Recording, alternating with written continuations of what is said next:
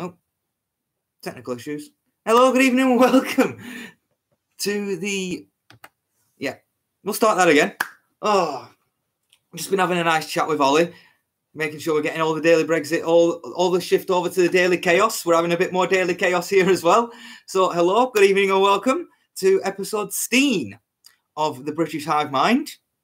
And a bit of a taxing, tricky question, this one. Did the Nazis actually win the Second World War? Because from what I see with Europe and the EU, the European Union, it seems very fascistic, very totalitarian, and very much a dictatorship. All it's missing is a Führer, if you see where I'm coming from here. So, yeah, with this episode, it's going to be touching upon some big issues, you know, and with the farce that's happened with Count Dankula over the past few weeks, the past few months, and his censorship, you know, I'm going to be questioning the narrative on the Holocaust, which is, well, you all know, and I'm going to be bad-mouthing and criticising the EU, which we all know you're not supposed to do. So I've got my guest here, the Sergeant. The Sergeant was, as we all know, is ex-military intelligence, or maybe possibly still military intelligence, still very intelligent. And yeah, we're going to start discussing this debate and see what facts and what things we can bring to light and help shed to light on for our viewers. Oh, okay. Do you want me to start then? Yeah, if you'd like to start, we'll get a starting point, and then we'll head off into the sunset from there. Okay. Now, to look into the background, I'm going to touch on something. Now,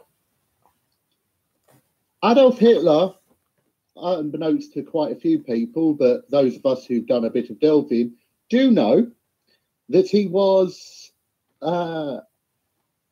potentially the illegitimate son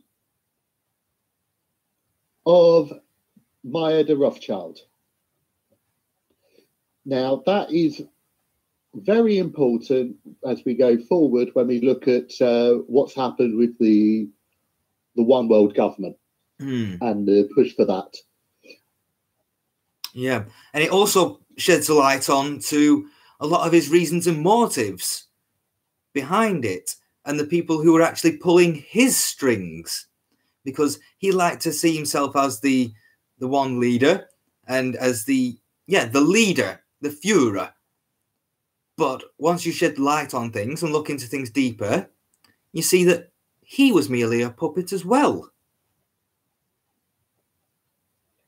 Now, what we need to actually look to is the ideals that they were espousing with what the Nazis were actually espousing. If we take away everything else, what they actually wanted was a German-dominated single European state that was run on socialist lines with big state government, maximum amount of control.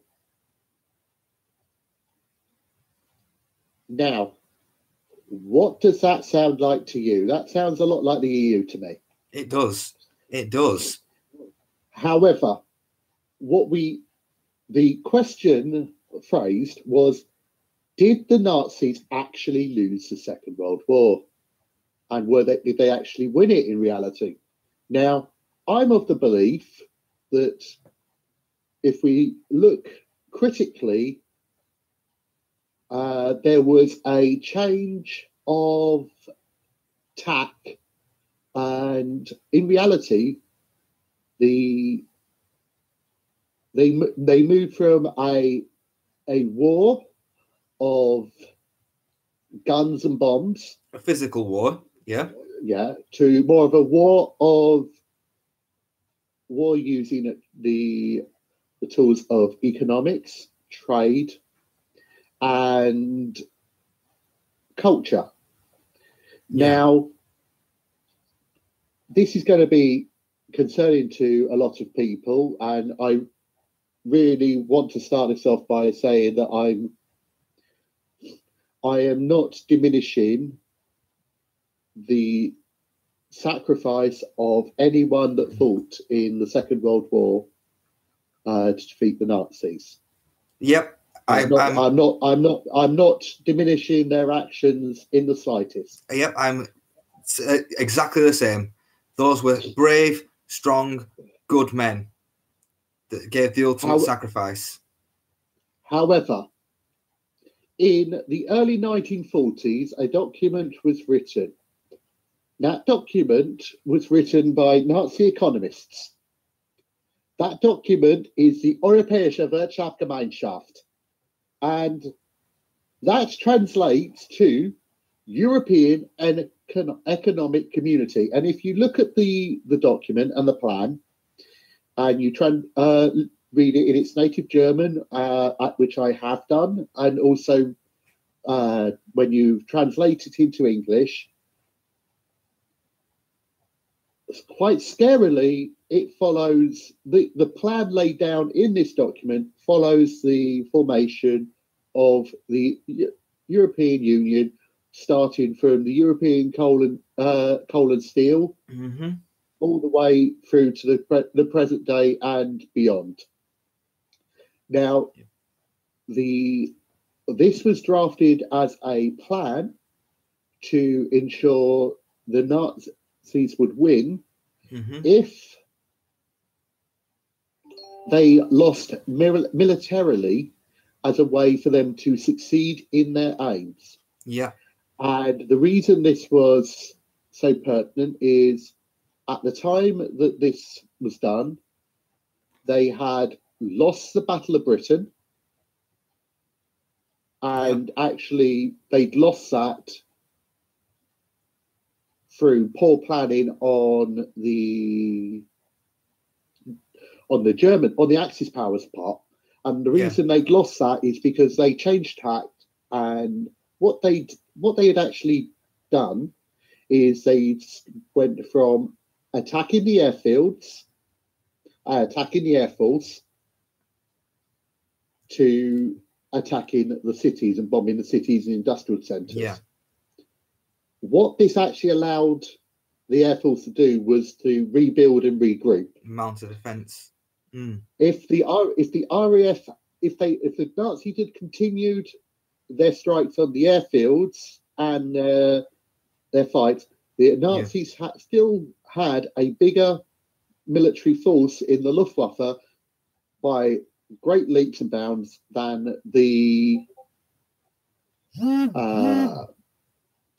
had more than the RAF had, and the RAF were seriously worried because it was going to take a few more strikes, and the RAF would have been completely and utterly decimated. That would have meant that there would have been no air support, that there would be no air cover at all, which would have meant that the Nazis would have had air supremacy, which means that the Navy would have been weak to bombings from planes carrying torpedoes, and it would have basically meant that the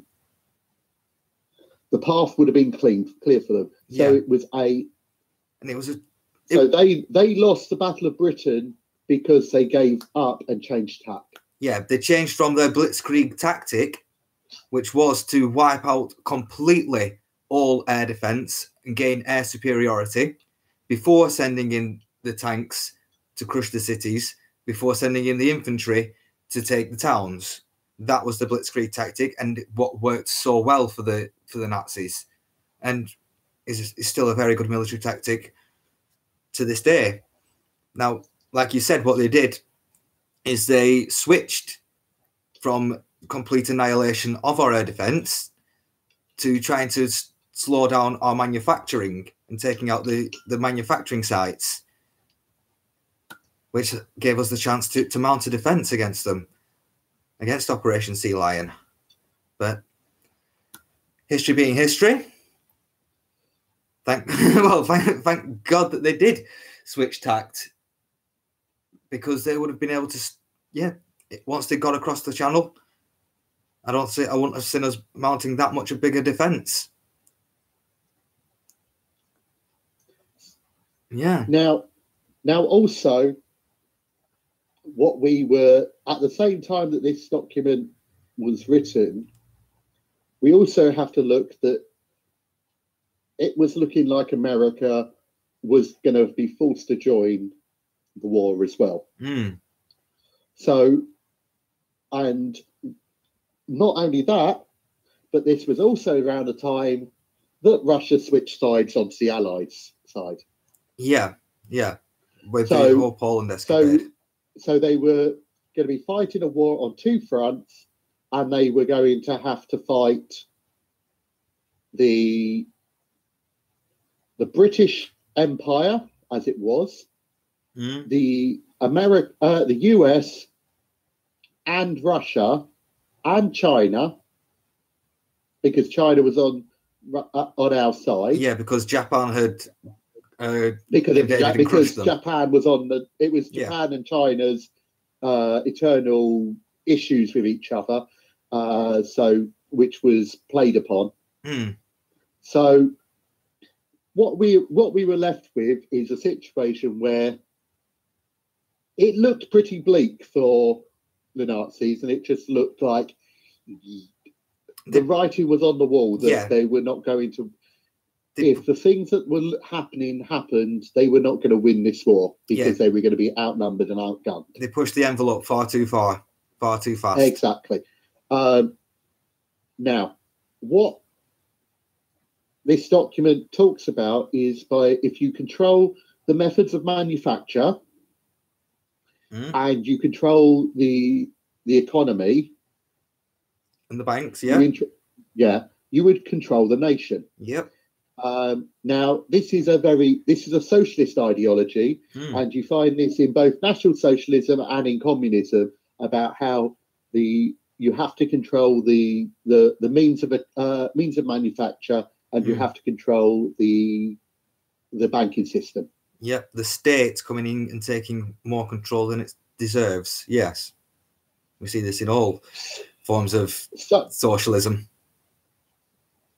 So as we go forward, we see the initial plan, as the Allies were duped in some regards, and in others were complicit. The idea was, let's make sure that Europe, it's had a period of a lot of wars in Europe. So let's see if we can't get everyone to get along and kind of create organizations where they can all kind of work together. And this plan was brought forward. Well, that was the sort of happy, nice side of what they wanted to do. Let's all work together. Yeah, for the betterment of Germany. It was all a bit of a con. But the plan initially had been that the European nations that were always fighting, which, let's be blunt, they were France and Germany. Yep.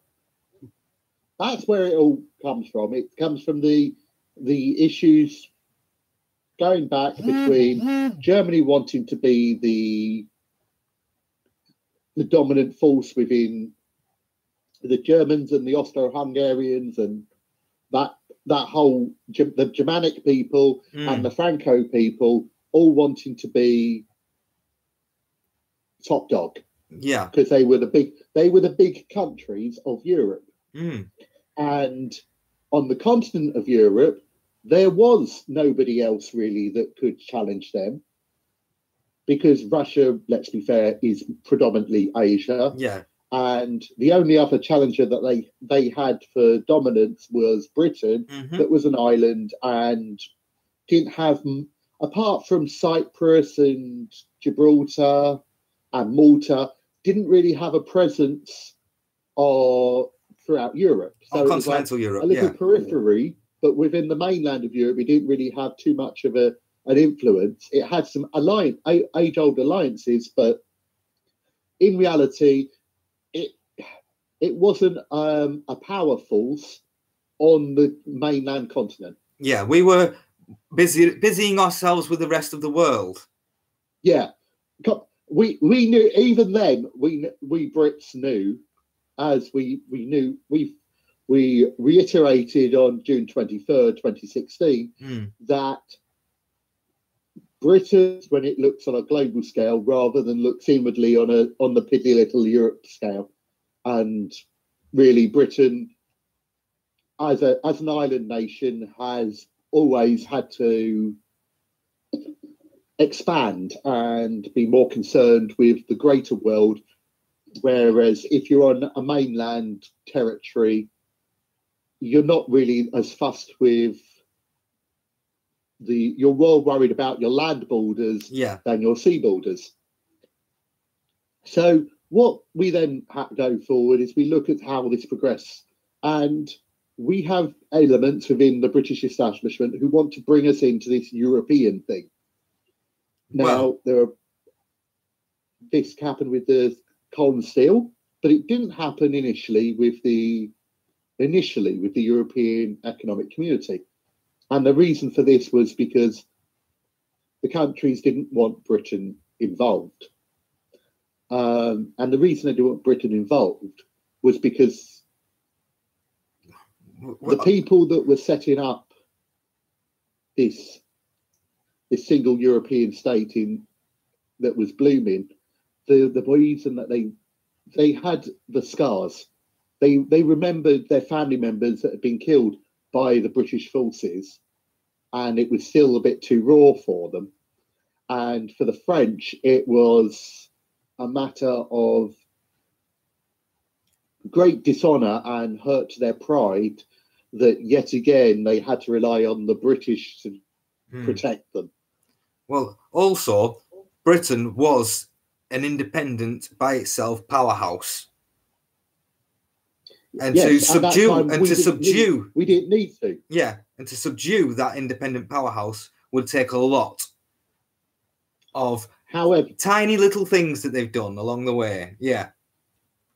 However, what happened was to aid the space race and America as a burgeoning power, America had Operation Paperclip. Now, Operation Paperclip meant that Nazi scientists and like planners and anyone that America thought might actually be able to be useful, and the Fuhrer himself, was taken over to America, and they put them into organizations such as NASA, the creation of the CIA from people that had actually been involved in the SS. Now, what actually that meant is that you had Nazi persons on the inside of the American establishment. Yep, and they also had a lot of plans being put. That led to the financial situation where America put war debt onto Britain. Now, the reason for this war debt was to destroy Britain as a powerhouse so America could come forward. But there was another reason for it. A weakened Britain would then also later willingly seek to come into the burgeoning European Union because it was economically weakened. So with this war debt, which we only paid off in the early 21st century, that meant that we had to give up our empire because we couldn't afford to keep it. That then diminished us with the Commonwealth and with paying the war debt and our people having to deal with rationing, this weakened the people of the nation, and it weakened the nation and its standing in the world. So as we then go on, Britain is in the doldrums, but this Europe is building and building and building. Much like under Hitler, Germany started to boom from being in a situation where a million marks was required to buy a loaf of bread. Yeah. And people were burning money because it was cheaper than buying the wood to burn or coal. Now, Britain's having all these problems with its economy, brought on by this war debt and the loss of its empire and the money that comes from being in charge of an empire. Yep, its lack of production. And also, it's lost a lot of its population. A lot of its men have died or been injured in war. And this has meant there's been a great problem with for Britain to overcome. And it's taken a long time for Britain to overcome this. Yeah. And actually, it could be said that it's taken longer because we made the mistake of falling for the bait and being taken against our constitution into the EU. Yep. As it was the European Economic Community by Ted Heath. May he continue to burn. Now, as we see this burgeoning EU, when we need to look at who the first commissioners were. The concerning thing is that when we actually look at the history, there were actually some of the first commissioners, despite having signed documents to say they hadn't been, were Nazis. Yep. And there's been a lot of whataboutery used in relation to an academic who worked for the Nazi machine and say, well, he worked for them, but he didn't believe in the ideology. He wasn't really part of it. He was only following orders. Yeah. And that guy is a guy called Hallstein, or Hallstein, if you pronounce it properly. Now, he wrote a protocol, and that protocol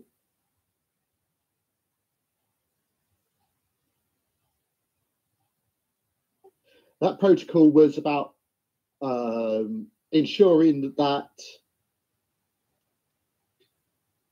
Nazis couldn't get into the EU and use it for their own ends. But it was written in such a way as to generally render it completely useless. Yeah, to say, oh, Nazis can't come in, but just like I've just said it. Exactly. In words only, but not in true fact and meaning. Because, well, wasn't Jean-Claude Juncker's father quite a prominent Nazi? Didn't they? Yes, didn't the Nazi party? He was. Didn't the Nazi party give them Luxembourg?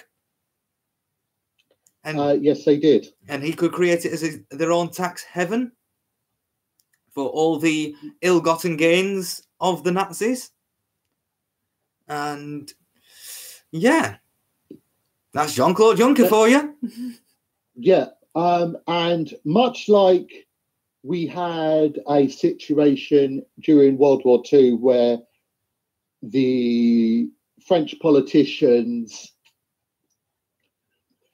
rolled over because they were more concerned about their positions than the good of France, and they allowed themselves to keep their positions as part of a Vichy government. Yeah.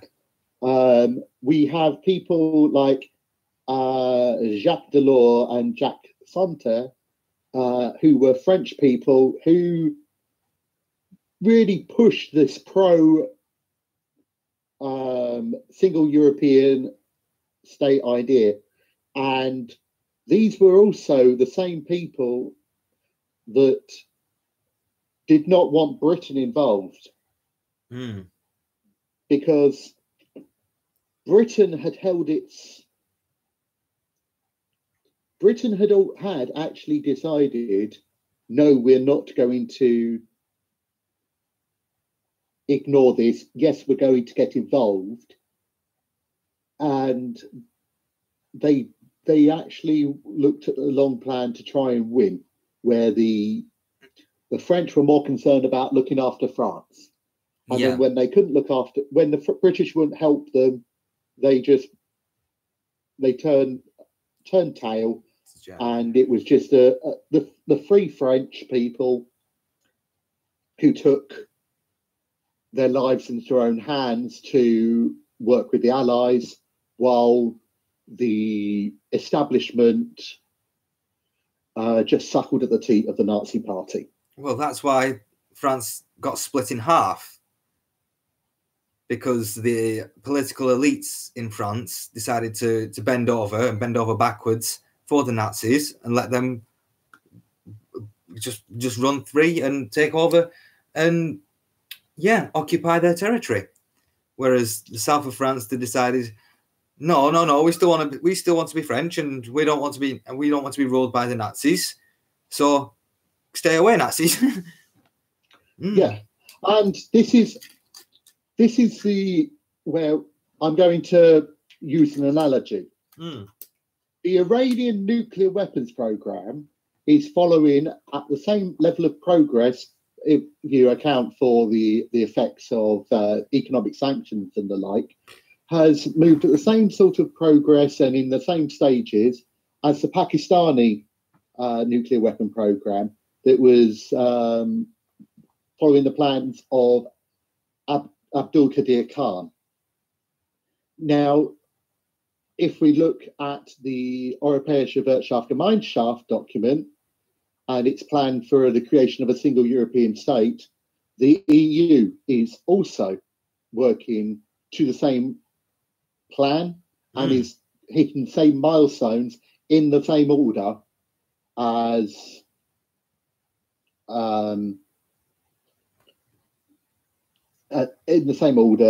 the plan laid out. Yeah. So it's hidden in plain sight.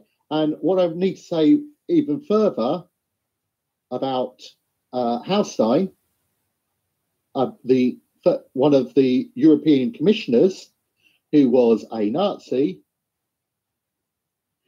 Not only was he a Nazi, he was the first president of the EU Commission. Therefore, Haustein, in reality, was the equivalent of the Führer.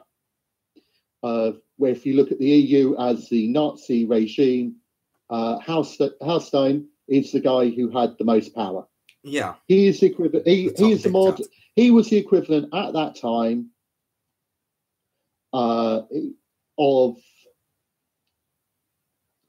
He's the equivalent of that time as what Jean-Claude Juncker is today. Yeah, and I believe that he would have been in contact with the Führer. Yes. Now, as we look at this, we can see that what has actually happened is we've got a situation where there is a single European currency. There is single European policies in relation to manufacture and production. Yep. There is single European defence, which is coming to the fore. Yep, being put on the table. Yep, PESCO. All of the aspects that are required to create a single European state are well on the way. And to be honest, a single European military is kind of a very poignant one, an important one, because once that's in place, that kind of stops anything else. It means they can do everything else very, very quickly, because it's the keystone to the bridge. How are the people going to stand up to them? Yeah, it is the keystone to the bridge. Without that keystone, the bridge can collapse. But once it's got that keystone in place, it's going to be very difficult to knock the bridge down. Exactly. Mm. So and bearing in mind that I actually do have family that historical family that died in World War II. Mm. I have family that fought in World War II. Mm.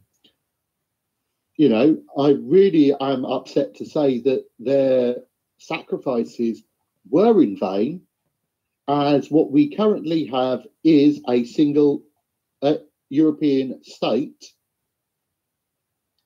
that has been, how can I put it, a single European state which is, for all intents and purposes, exactly what Hitler envisaged. Yep. It was a plan that was wrought up in the 1940s. It took a while for it to execute. But the document, FC 301048, we keep going back to it. It is a very important document. Quite boring and very long to read. But that does highlight the exact plan for the one single state, the state of Europe.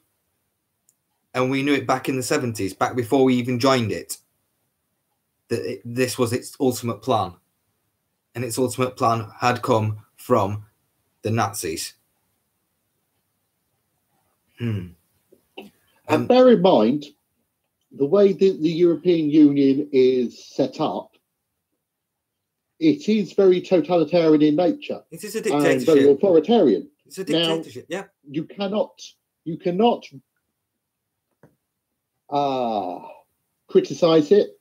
And there has only been one time when the Commission has been removed. I'd say removed. They all resigned due to such endemic fraud that they couldn't even. It was so obvious they couldn't even hide it. Yep. They've got better at that, but well, they just don't audit it now. They just don't give a damn about the money.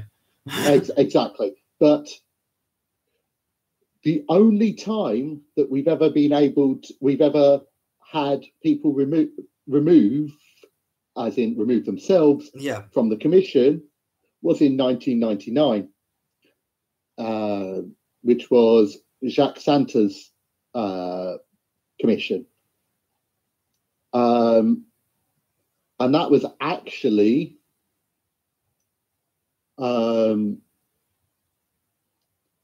that was only found by an internal auditor whistleblowing. So this is where we've got the situation. We've got a commission that cannot be removed. The reason they resigned is because that was the only way they could be got rid of. By resigning. There is absolutely no way to get rid of the commission president. No. And the commission president is chosen by the other commissioners. Yeah. There is a notionary vote in the European Parliament, but it's a vote to accept the decision of the European Commission, which that's going to pass, isn't it? Well, yeah, you know, you get a choice. Do you want him or not? One's name on the ballot paper, that person's going to get elected. Yeah, one person on the ballot paper. That's what I was thinking. Yeah, do you want this person or not? Okay, yes, you want this person. We've chosen this person. He is chosen. You must choose him too. Yeah. He has been elected. No, he's been selected. Selected. There's a difference. Yes. Yeah. And it annoys me how blooming obvious it is.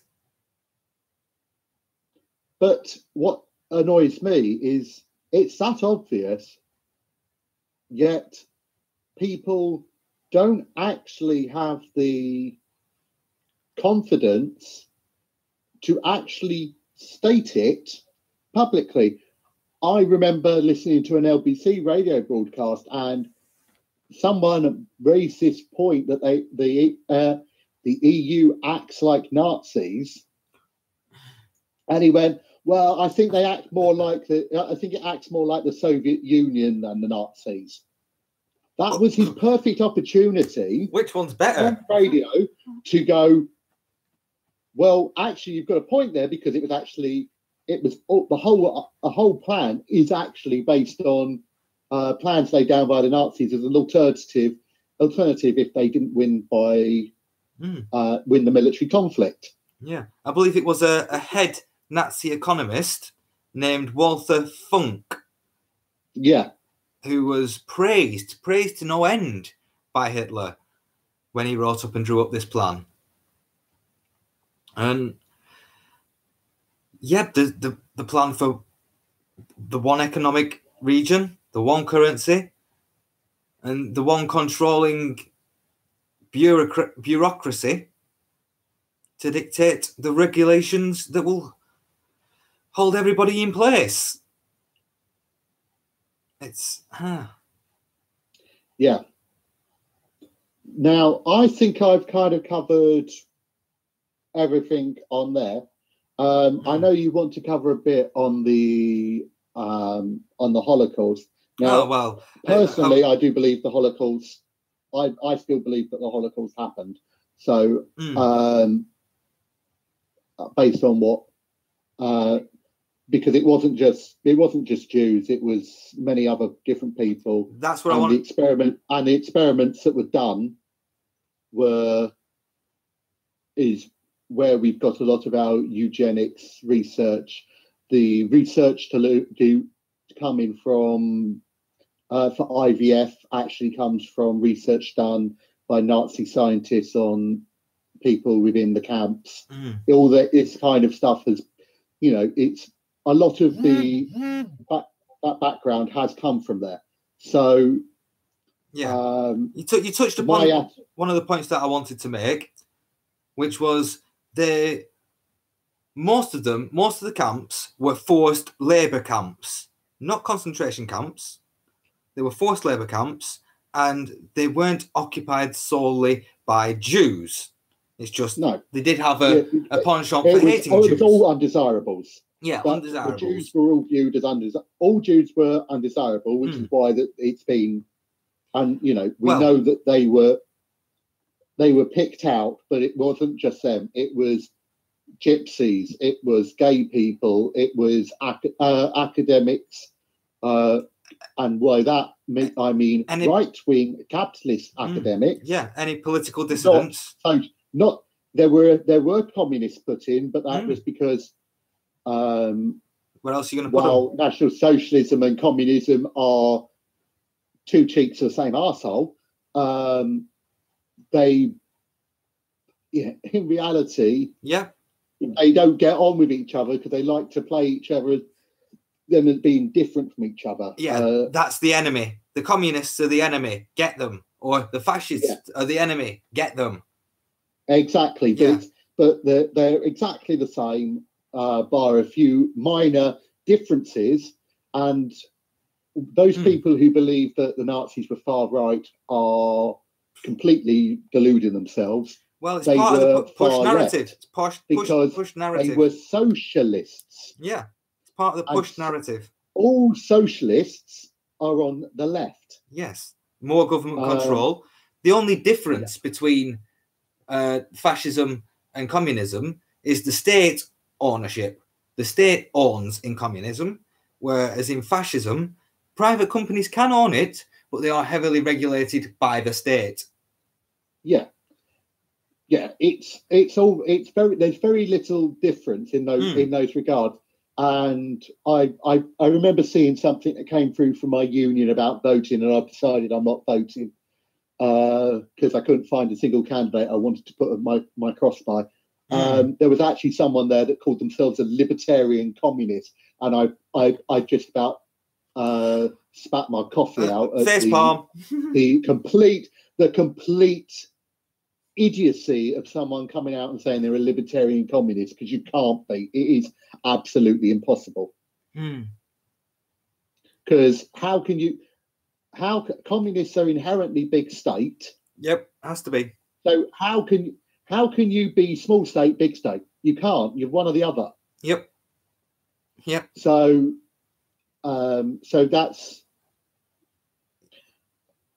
part of the delusion. So that's my kind of view on that. But yeah, I yes, a lot of Jews were killed, but so were a lot of others.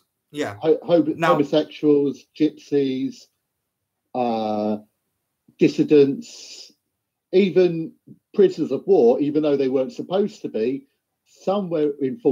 Most prisoners of war were in forced labor camps, but the concentration camps were where they put the people who they really didn't were care. Really unfortunate went there, but people didn't care about. They did kill people. They did experiments and all this. And to be blunt, the people that were, when people were gassed, it was a case of they were gassed when they'd outlived their usefulness. Yeah, they were too skinny, too malnourished, and because of the end of the war, experiments, they couldn't be used for labour. So to make room for more people for experiments and labour, they were gassed and killed. Yeah. So it was, while it was genocide, it was genocide of more than one group. And that's what I wanted to pick up on, because there was so much anti-Semitism, and it's been going back centuries. Anti-Semitism. People have not liked the Jews, and it had got to a crescendo in Europe at that time, where the Jews and the Jewish media, especially, really wanted to pounce on something to drum up sympathy for the Jew. So they really put the nail on the head with the Holocaust and said, "This is the crucial pinnacle moment in history where the Jews were persecuted. You've got to be sympathetic with us now. You can't question us. You can't be anti-Semitic. You can't hold this notion of the Jews are controlling the banks and running the world and ruling the world. You can't have that anymore, because you've got to feel sorry for us because Hitler killed a lot of us." Yeah. So we know that they were, to be fair, they were an easy target. And well, the Jews haven't been famed for their fighting prowess, have they? No, not until the state of Israel was created. But and then now they're actually quite good at it. But if you're attacked from all if you're in a you're surrounded by enemies. If you trap a little tabby cat in a corner and he doesn't want to be, it becomes like a tiger. You know, that's the thing. Their backs against the wall. Yep. In more ways than one. So they're going to it's a fight or flight thing, and that's what. And they can't fight, so they've got to fight. And so they get good at it. But the issue, I would say, is that the Jews have historically been quite good with money. And because they've been good with money, they've gone into the right sort of jobs, the right sort of they've been hungry for power as well. Yeah. Not But only the have they thing been is, they've good with made money, they've made investments and this that, and the other. So they were quite obviously better off in Germany when people are burning money for warmth, and there's a group of people that got money. Well, no, they didn't just have the money. More careful with their money. They didn't just have the money. They were jewelers. I know. So they were jewelers. Gold so they're also people were pawning jewelry, so they were making money out of that. So yeah, but because that happened, they automatically would become a target, and because there was already that ill feeling because they had things a bit easier than everyone else. They were the perfect sort of people for them to do their medical tests on and stuff like that. They were the perfect scapegoats. People were not. They weren't. No one was going to make a noise about anything happening to them. Yeah, and it was only the people lower down the food chain amongst the Jews where that happened to. The ones further up the food chain weren't, because let's be fair, they were financing both sides of the war, and war didn't really affect them. But that's kind of the way things are. We all know that the elites never have their children going off to war. Well, that was the whole reason for stoking the flames. That was the whole reason for building the pyre, was to cause war, because the elites profit massively from war. So that's why they engineered the rise of Hitler and the rise of the Nazis, to cause a war in Europe, so they could profit from it massively. Now, there is a question we should really be asking. Now, bear in mind, Germany has treason laws, and did have treason laws, as does Bavaria, as does Austria. They all have treason laws. And they did do in the early 20th century. So, why, when Hitler organized the putsch, the Bierkeller putsch in the early 20th century, after in between war years, and he went to prison, Munich putsch. Why did he go to prison why was he not given the punishment for treason that would have been normal? Because the punishment for what he had done there, bear in mind, at this point, Bavaria was still a free state with a monarch,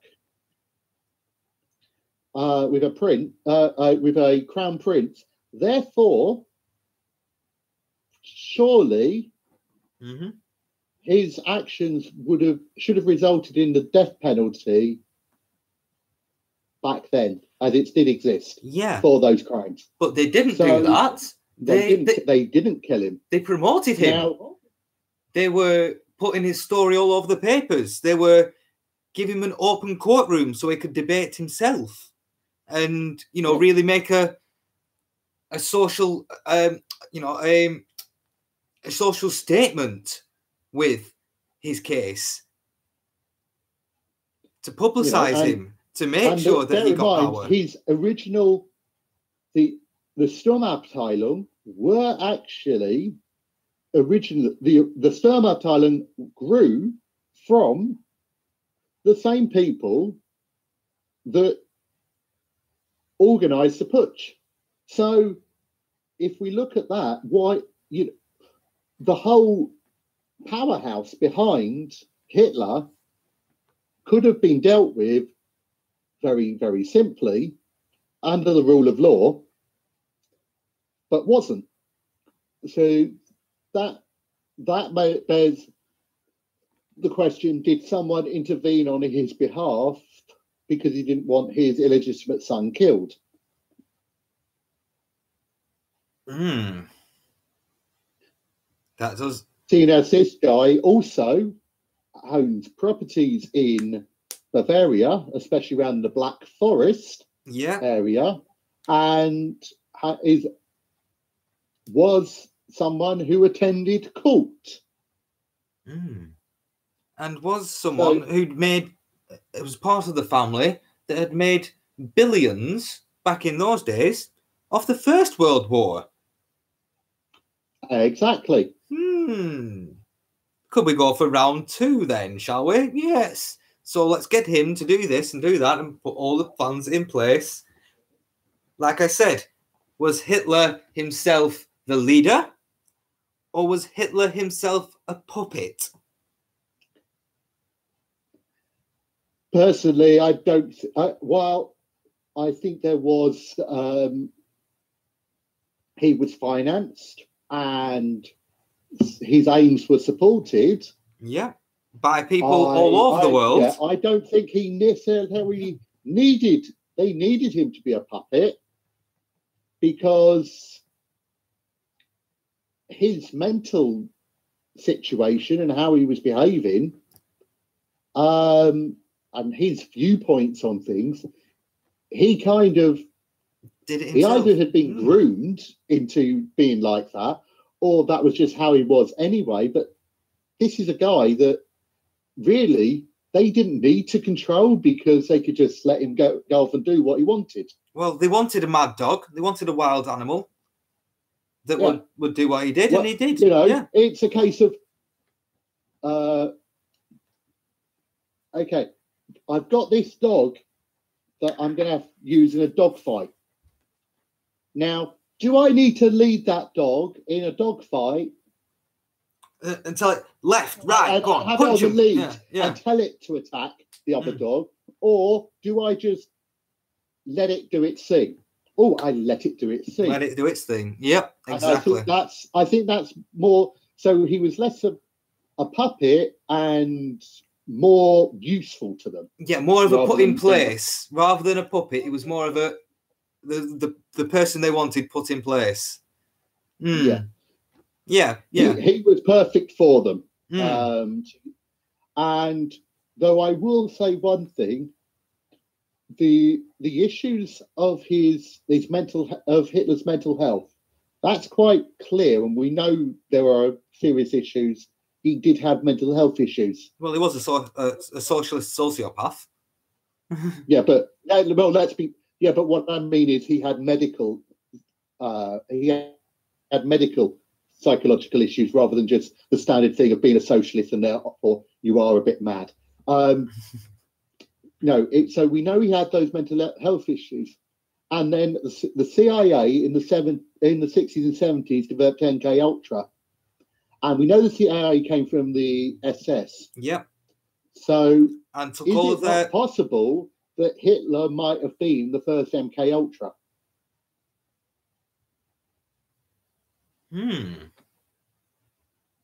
Just a thought I've had off the top of my head. Joining dots. It is joining dots. Joining the dots, and it would make reasonable sense. I have nothing to prove that. I do know that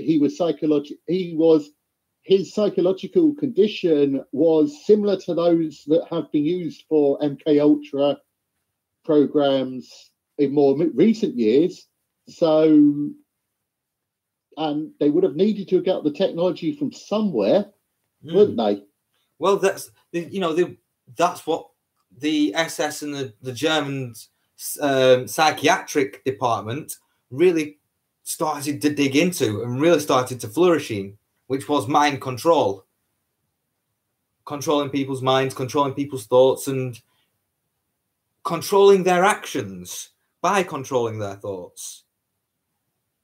And that's what a lot of what Operation Paperclip took away from it. It wasn't just the rocket scientists; it were the people experimenters, the eugenics, like you said, the fertility doctors, the people that. Well, this is the thing.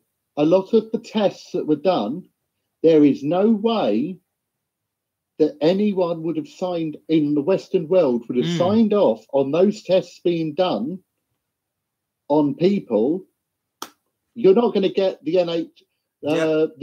you're not going to get things like the FDA and NICE to sign off on doing those kind of experiments on people. You can't do human experiments, but if you get the right person in charge of a country, you can get a complete diktat in charge of a country. Yes, you can do these experiments, and they're exactly. Yeah. So why reintroduce all these experiments and try and do them for yourself when you can just bring over the scientists and all their papers where they've already done those experiments and use them? Yeah. Well, it was an American first that developed the eugenics program and developed the gas chamber. So Hitler was obviously being taught by other people as well, and these scientists were conveying information pre-war. So a lot of, even Prescott Bush was a massive financer of Hitler and the Nazi Party. And they've been deep state for a long time. They are deep state. Yeah. Yeah, we all know that.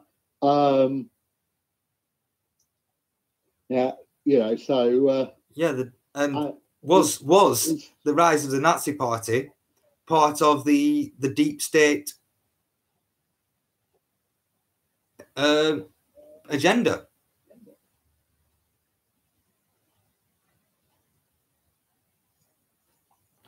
Well, that's a possibility, to give them the opportunity to do these experiments, to give them the opportunity to create the war that profited them so much, to give a test run to this one world leader or one world government that they're so still crazy about, because that's what Germany was. That's what the Nazi Party was. One leader in his high esteem, being followed by all the people.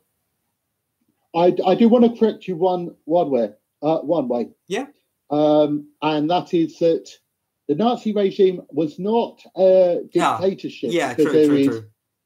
Very few dictatorships. Mm-hmm. It was an oligarchy, because what you generally have with an oligarch, a dictatorship generally is a form of government where there is one leader and one powerful leader, and he's not propped up by anyone else. He is that powerful that he doesn't need anybody else.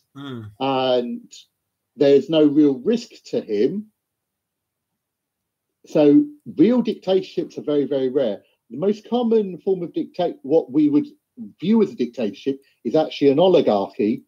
And if you use the term oligarchy, you definitely can refer to the EU, the Soviet Union, the Nazi regime, Pol Pot's regime.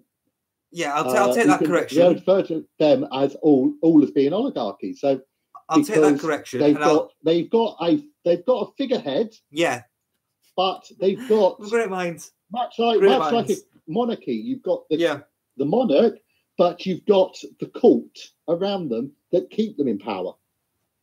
Well, they're not going to have. Hitler had his generals, his senior people that kept him in power. His experts.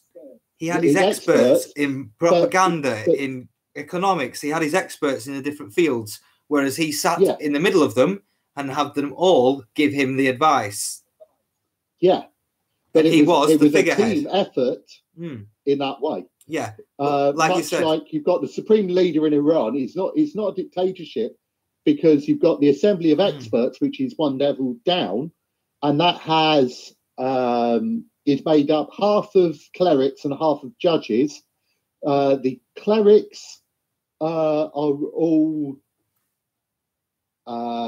personally appointed by the supreme leader, and the judges are chosen off of a list, and then they are elected but it's off an approved list.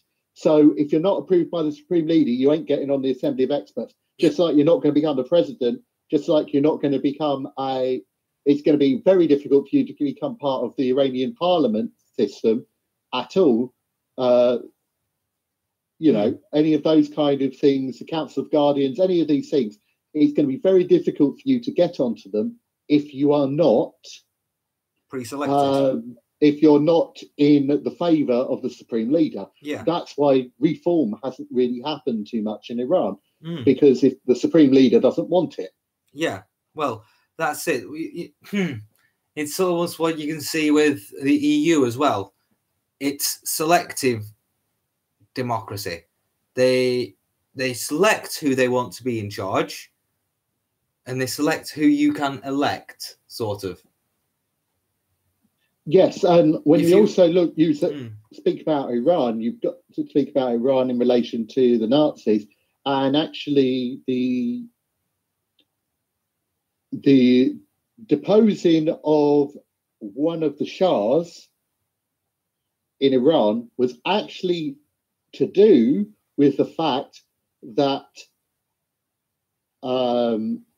he was getting friendly with Hitler, because Hitler was pushing the Aryan ideology, and Iran actually comes from the word Aryan, because the people originally of Iran come from tribal people coming from Siberia, and the original Iranian people before the mixing of the Arabs were traditionally Aryan people.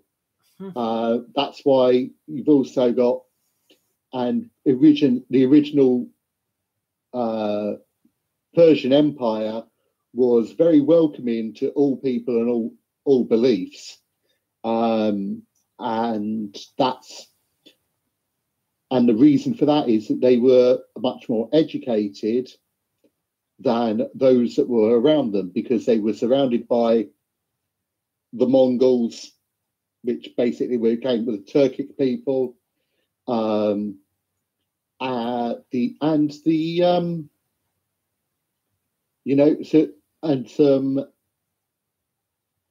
Arabs, which at that time were eating snakes in the desert and raping their own daughters. That is what they were doing at that time. And they didn't even have a written language at that time. So that kind of tells you a lot. And if you think about it, in the way that France was a language of court, French was a language of court in Northern Britain. Yeah.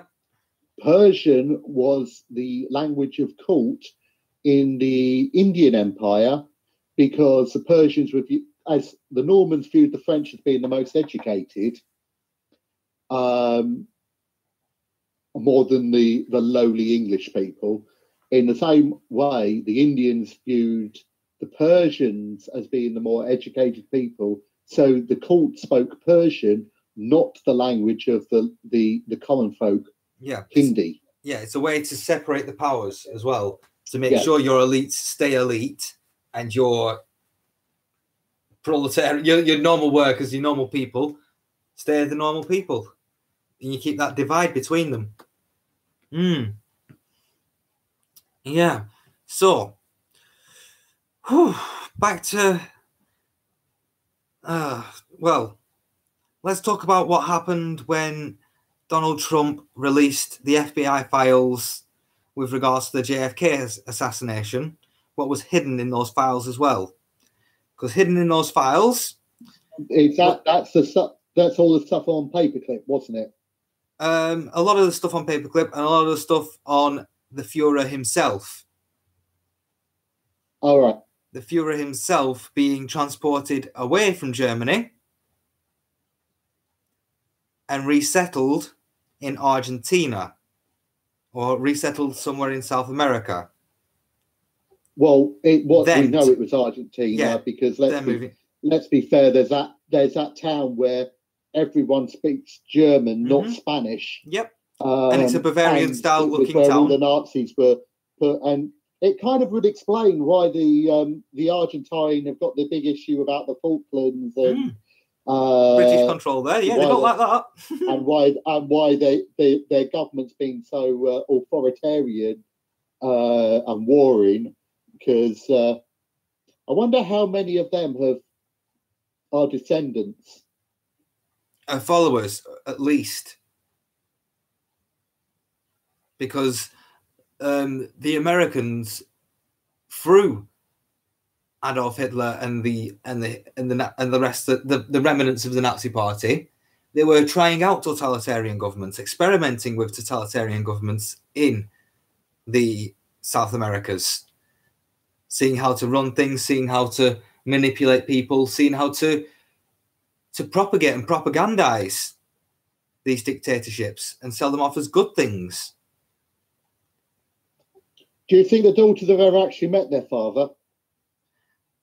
Well, it's still speculation, is that one, but I do believe they probably did. You see, I've recently researched that he lived to the grand old age of 95.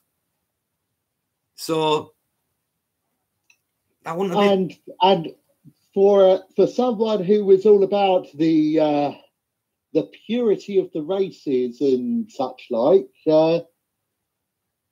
you know, his well, what would I say, his native Argentine squeeze that he had in Argentina hardly fits the mold. Well, you know, and to be one so obsessed with genetics, race, and pedigree, to not want to spread his own seed? Come on. Someone of that sort of mindset is most definitely not going to be happy with just spreading his ideology. His three daughters are hardly oil paintings, are they? And that, yeah, just for our audience, we'll say them: May, Merkel, and the Lithuanian president. Yeah, Lithuanian president. I was thinking which Eastern Bloc country it was, but I don't know her name. Hitler. That's what her surname would be. Yeah. Now, I would like to see the genetic test, you know, get him on freaking Jeremy Kyle. And your father is Hitler. Yeah, because it just goes to show the lies and deceit that have just been, everything's been lied about. As soon as you start to think about it, start to think and pick things apart and see where things have come from, you start to think, I'm not 100% sure if it's true. I have no evidence of this really, but it makes more sense than it being a lie. Yeah, it makes more sense being true than being a lie. There's more evidence to substantiate it being true than doubt to say that it's false. I have her name. She is known. The third daughter is Dahlia, and I apologise for my pronunciation. Gurbaskaite. Yeah. Grybauskeit. Yeah, I understand. The little dot above it. I understand how that would be quite hard to pronounce. Can't even envisage it. Yeah. So Hitler did escape to Argentina. They did take a lot of the scientific experiments, scientific facts, scientific evidence over to America. They really started to dig in deep with the MK Ultra, mind control, rocket technology, everything every bit of technology that Hitler and his scientific team had worked upon, and they maximized upon it. And this is the pure action of the deep state. It's not the American state and the American Senate and the American White House that was behind this. This was the deep state, the CIA, what was it before that? The CIA, but it was still there. There was definitely the dark hand of politics moving the pieces on the board, not the pieces on the boards that were in control. Now, I still believe. Yeah, well, looking at her, she was. This will make it interesting. She used to be the EU Minister for Finance as well. Yeah. Before she was president, and she's referred to as, her nickname is the Steel Magnolia or the Iron Lady, and she's currently an independent, but for her whole political career, she's been a communist.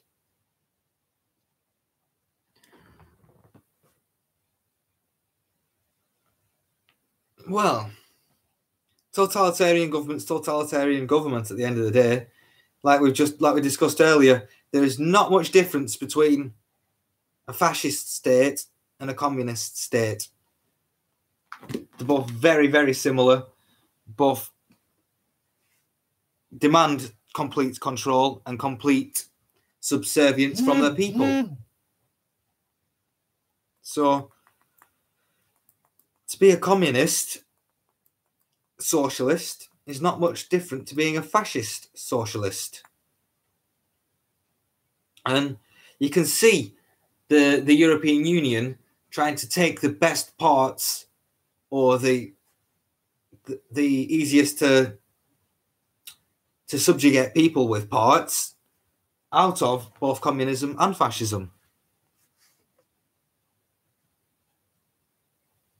Sorry, might be having a... Oh, yeah, we're back. Yeah, it's a bit of a... it says a lot about the world when we look at these people and their backgrounds and whatnot. I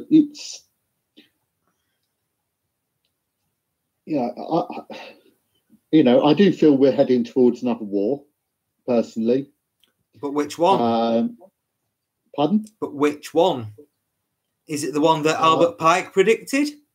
Or is it the one that Theresa May is trying to fucking instigate?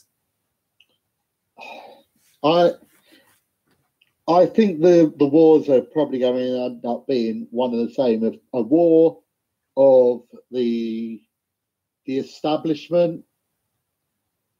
By that I mean that the establishment with an E, big E, capital E, Illuminati, and the free peoples. I think that's what it's going to come down to.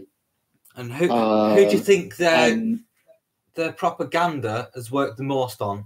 Has worked the best on? Who's the most willing to go to this war? Yeah, this is the thing. I'm rather concerned. I'm just hoping that the information drops that are supposed to happen today happen today.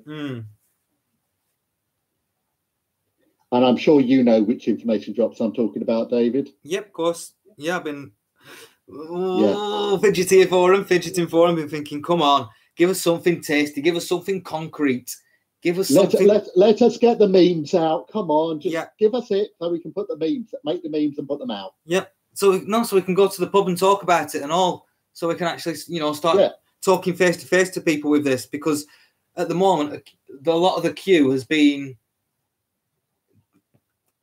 little breadcrumbs, little bits of information. Yeah, well, this has happened and that has happened, and this is provable.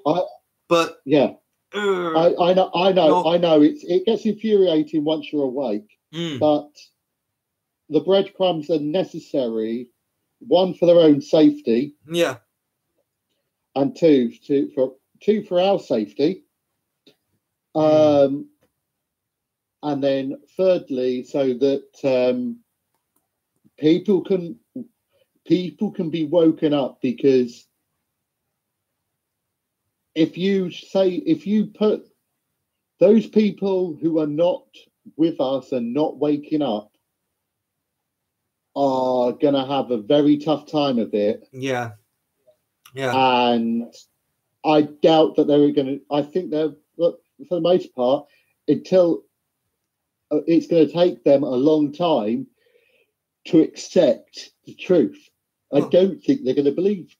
Still don't think they're going to believe the truth when it comes out, because it's going to be so far out there for them that they're not going to be there. Well, they're not going to. It's just going to. The only hope I really have on that is that they're in so much shock that they retreat in on themselves, so they don't get in the way. Well, we've discussed this, Sarge. This is what has happened with the development of MK Ultra and the development of Project Mockingbird. The people have been massively lied to. Oh, the people are in a mass Stockholm syndrome at the moment. Yeah, I just don't. Oh well, Facebook's gone down. My battery's run out on my phones, but we're still broadcasting live on YouTube. Yeah. Oh well. But yeah, the people have been massively lied to, and it's such a big lie that it will rock everybody's world. There's no escaping this lie. There's no one's been immune to it. Everybody has fallen for it. Everyone. And to tell it's not like we're all innocent of not having fallen for the lie. We all fell for it. Yeah. Initially. Yeah, all of us did. It's just some of us have been able to pick apart the lie, because once you get told a lie, you ask backup questions, you ask follow-up questions, you start to dig into it, and the lie soon falls apart. But that's a small lie. That's did you kiss that girl last night sort of lie. Yeah, that sort of lie. This is a lie on a magnanimous level. That will shake the very foundations of civilization. Once you realize that almost everything you were taught in school was a lie, everything you talk about and everything you've discussed and debated is part of that lie. Most of the stuff you watch on telly, even documentaries, are a lie.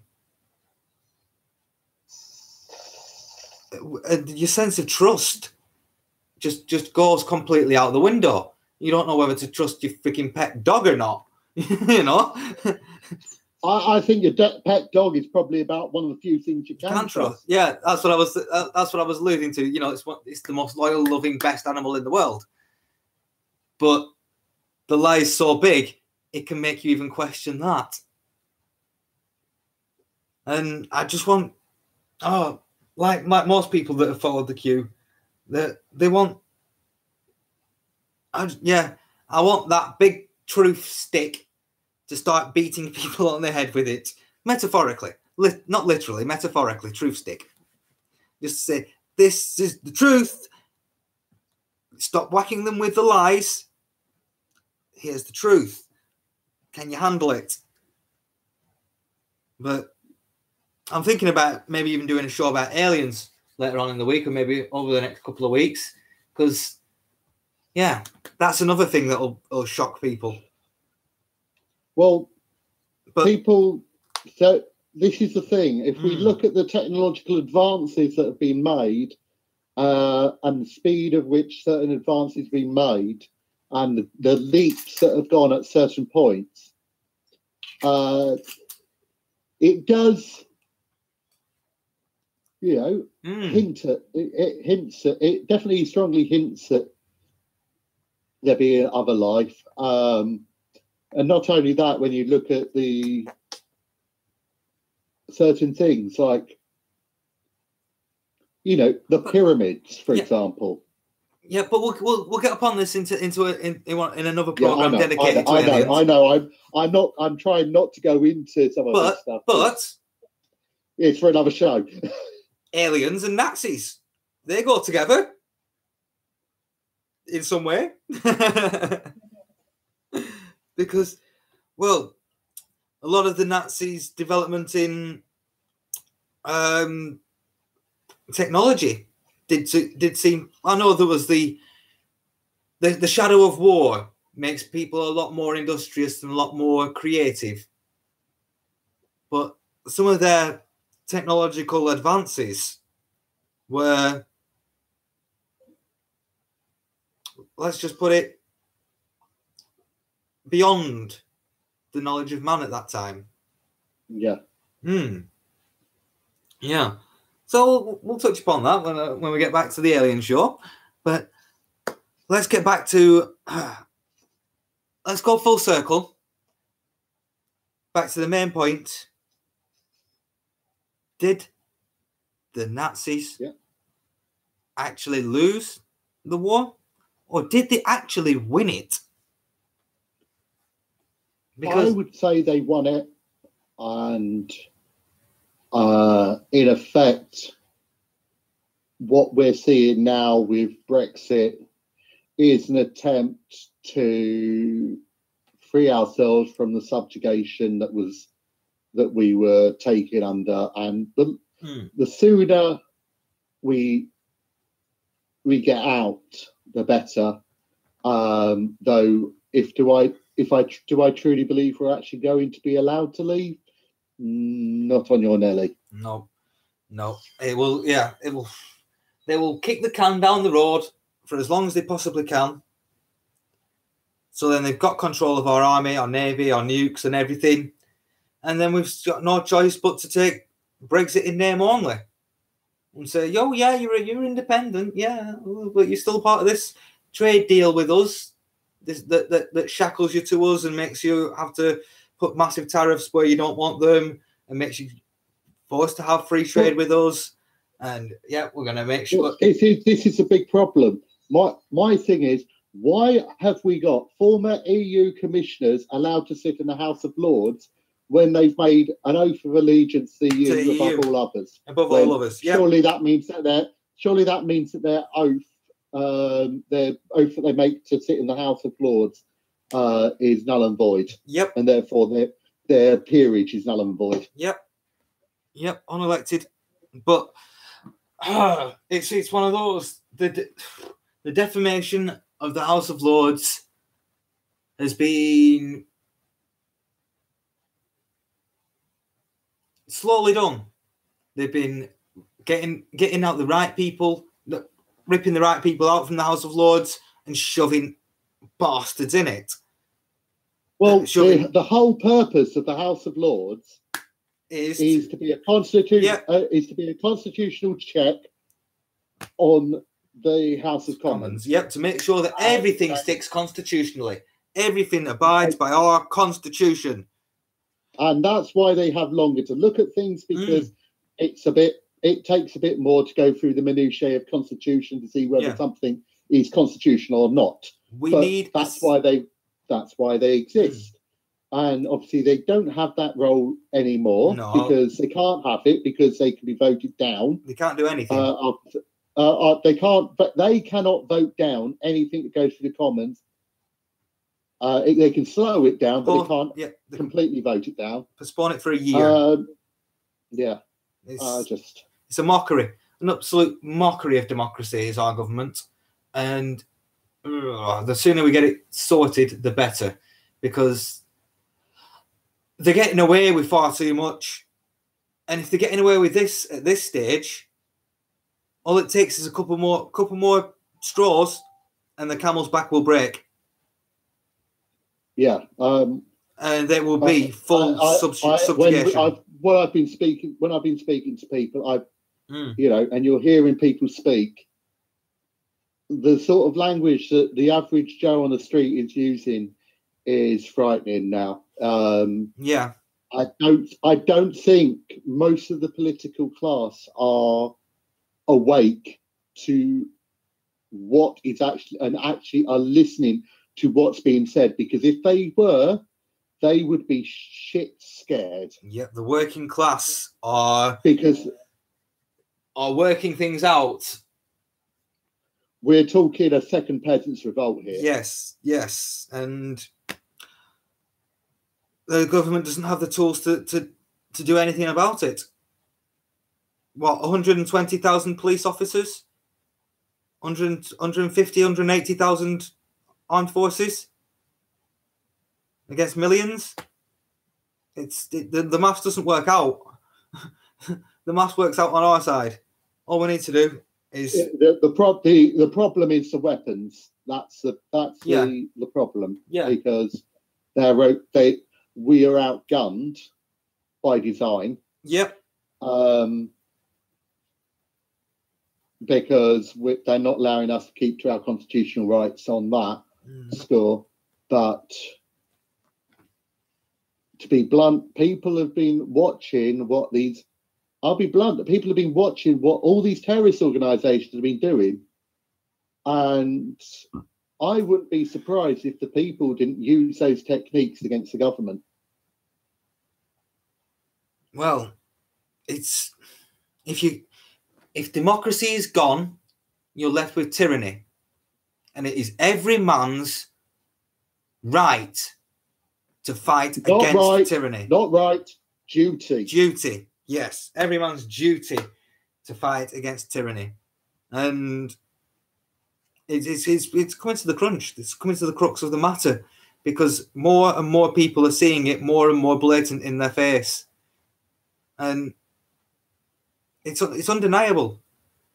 It is absolutely 100% undeniable. We live in a sham of a democracy. And it has to be addressed peaceably, preferably. And that's it. You know, if the German people, were very supportive of Adolf Hitler, but was that because of his propaganda arm? Was that because he could tell the people what they wanted to hear, and he could provide them with the jobs that they needed, and give them the sense of pride in the nation and pride in their peoples, which has been taken away from us? Did our establishment learn the lesson from Hitler, that if the nation has pride upon itself and pride in its people, and the people have a strengthened community, they will work together to whatever means and whatever, and to whatever end?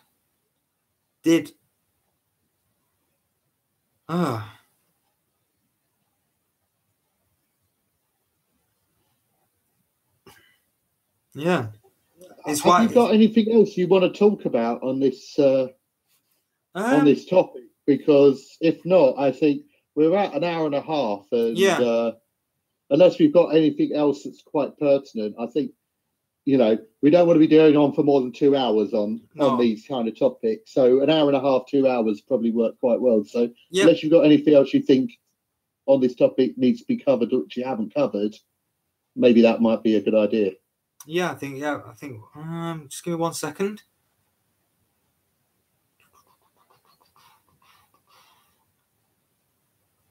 So final question: would you call the European Union the Third Reich or the Fourth Reich?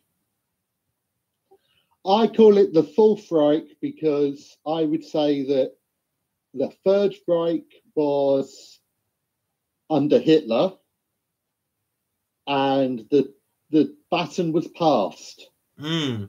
So it's the next it's the next iteration. So I would say it's the Fourth Reich, because I'm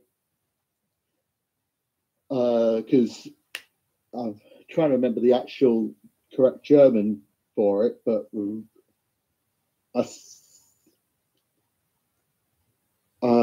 second. The 1,000-Year Reich. Because that was the point I was going to get at. That the Third Reich was designed in two ways. It was firstly designed to try to take over Europe by force, by forceful means, and by war.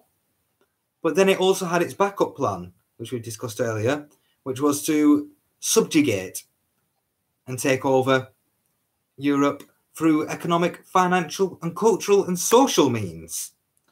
Now, with the failing of its first iteration, it moved on to its second.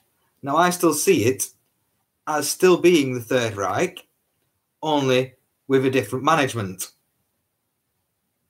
which has to happen over a generation. Yeah.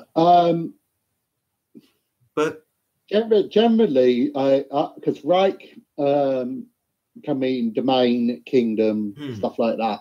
So I would say that if you think about it this way, the First Reich would have been under one. It would be more to do with the family and the iteration, and I think there is, although the plan, this was a backup plan. Bear in mind.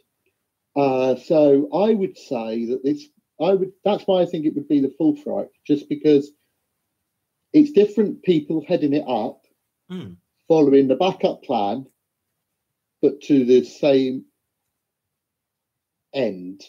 But while it is a continuation, it's not necessarily a, how can I put it? It's not necessarily. Well, it's not a complete flow. Yeah, there was kind of almost like a break in transmission. A break in transmission whilst Germany had to rebuild. I think because I think there was a stop. I think the Second World War basically had, rather than having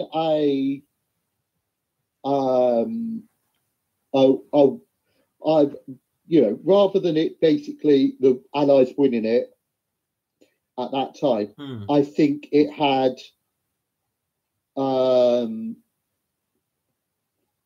almost like a peace accord, like a period where no one was fighting anybody else. Yeah. And I think that was where it allowed for the plans to be put in place for the next thing, which means there was a definitive stop between the actual fighting and the alternative plan coming into production. So that's why I would say it's full, because there was a few years between, so it's kind of there was a pause. Yeah, I gather that. I can agree with that. Now, but that's just my take on the situation. Yeah, I get it's worth. Now, what about the New World Order sort of aspect to it, the globalist sort of aspect to the Nazi Party? Because they were funded by the Rothschilds. We've mentioned that Adolf Hitler was an illegitimate child of a Rothschild himself. And I believe the Rothschilds did have this want for the one world prior to the Second World War. So do you think it was? But the thing is, what we're also got to bear in mind is the Rothschilds are the tier down, aren't they?